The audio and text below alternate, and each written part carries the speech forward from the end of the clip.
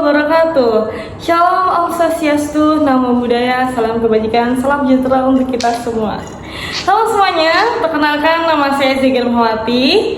Saya saat ini sedang menempuh pendidikan di Fakultas Sosial dan Humaniora, tepatnya di Prodi Ilmu Komunikasi, Universitas Budi Dharma.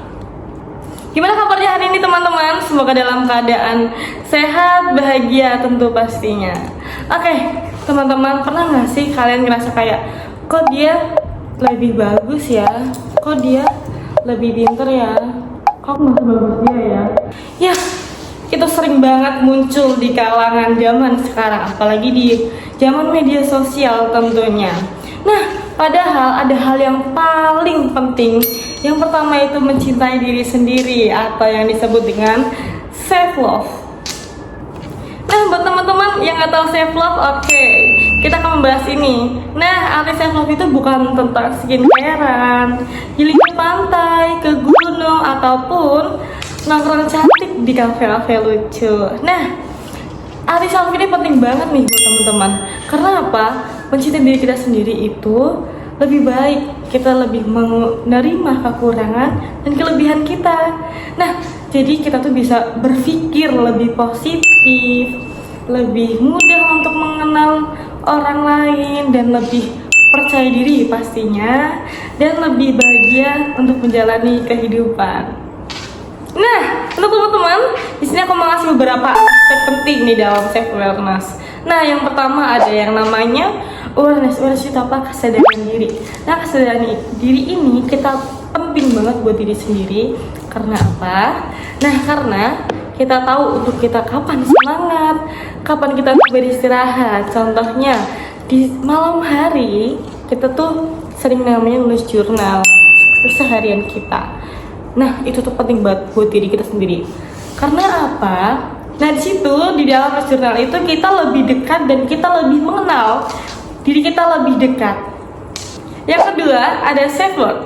Self worth itu nilai diri. Jadi kita menilai diri kita tuh punya memiliki nilai, yang nggak punya pencapaian besar, nggak apa-apa. Orang lain kita lihat mereka tidak menilai diri kita kayak kita tidak memiliki pencapaian, kita tidak berusaha, kita lebih santai-santai aja, kita lebih sering healing. Tetapi, nah, kamu itu berharga karena kamu ada, bukan berarti kamu itu sederhana. Yang ketiga ada self esteem. Self esteem itu yang namanya percaya diri. Nah, percaya diri ini ketika itu kita muncul dengan namanya kita menerima diri sendiri. Nah, penting banget nih buat teman-teman. Jadi untuk kalian yang sering minder ataupun kayak kalian nggak percaya diri, itu tuh penting banget namanya self esteem. Nah, self esteem ini kita tahu kita memiliki kekurangan, tetapi jangan lupa kita tuh memiliki potensi yang besar. Yang keempat ada self care, merawat diri. Bagaimana sih merawat diri itu? Nah, merawat diri ini penting banget. Nah, cukup istirahat yang cukup, makanan yang bergizi. Nah, kita bisa lakukan dengan healing. Jangankan healing, nonton film, mendengarkan musik. Yang paling mudah, itu apa teman-teman? Diam sejenak dan bernafas lebih lega.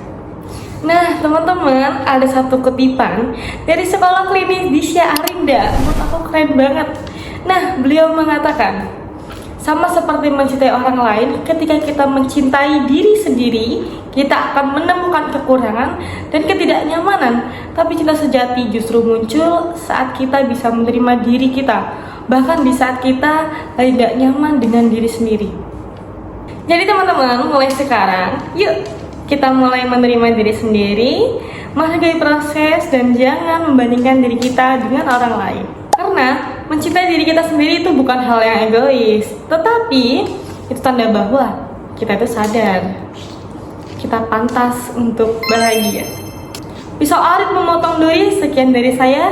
Terima kasih. Mohon pamit undur diri.